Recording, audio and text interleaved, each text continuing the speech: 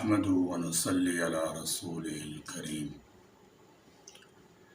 آزادی ایک ایسی نعمت ہے جس کا کوئی دوسرا نعمت بدل نہیں۔ ایک انسان کے پاس دنیا کی تمام آسائشیں موجود ہوں اور اس کے پاس آزادی سے جینے اور کھلی ہوا میں سانس لینے کا حق نہ ہو تو اس کے دل و دماغ پر کیا گزرتی ہے، اس سے ہم اور آپ بخوبی واقف ہیں۔ یہ وہ واحد ریاست ہے جو اسلام کے نام پر ریاست مدینہ کے بعد معرض وجود میں آئی، جس کا مطلب ہی لا الہ الا اللہ ہے۔ قائد اعظم محمد علی جناح رحمۃ اللہ علیہ نے باشگاف الفاظ میں کہا، ہمارے پیش نظر ایک ایسی آزاد اور خود مختار ریاست کا قیام ہے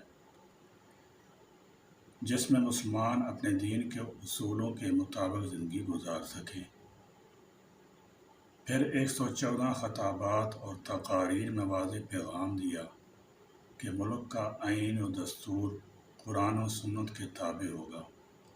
جب قائد اعظم سے دستور و آئین کے متعلق استفسار کیا گیا تو سنہری روح سے لکھے جانے والے الفاظ میں جواب دیا، ہمارا دستور وہی ہے جو قرآن کی شکل میں اللہ تعالیٰ جل شانہ نے 1400 سال قبل ہمیں عطا فرمایا، اور یہ ایک زمین کا ٹکڑا نہیں بلکہ اسلامی تجربہ ہے جہاں ہم اسلام کو نظام زندگی کے طور پر اپنا سکیں گے اور اپنی زندگیاں قرآن و سنت کے مطابق گزاریں گے۔ اور پھر پاکستان اپنے نظریے کے بغیر ایسے ہی ہے جیسے بغیر سر کے جسم۔ اس وطن کی خاطر ہمارے اسلاف کو توپوں کے آگے باندھ کر اڑا دیا گیا، ماؤں بہنوں کی عزتیں تار تار ہوئیں، چھتوں سے اٹھا کر زمین پر مارا گیا، سر تن سے جدا ہوئے، ناشتے میں اہل و عیال کے سر پیش کیے گئے، پھر کہیں قیادت کی شب روز انتھک محنت مشقت سے آزادی حاصل ہوئی۔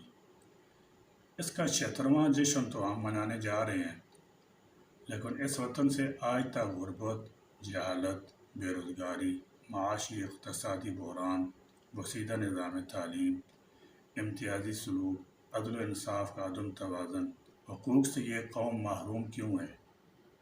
کیونکہ آج بھی ظلم دندناتا، غریب سسکتا ہے۔ کیا وجہ ہے کہ ہم سے بہت بعد آزادی حاصل کرنے والے ممالک آج ترقی یافتہ جبکہ ہم تنزلی سے دوچار ہیں؟ وآخر دعوانا الحمدللہ رب العالمین۔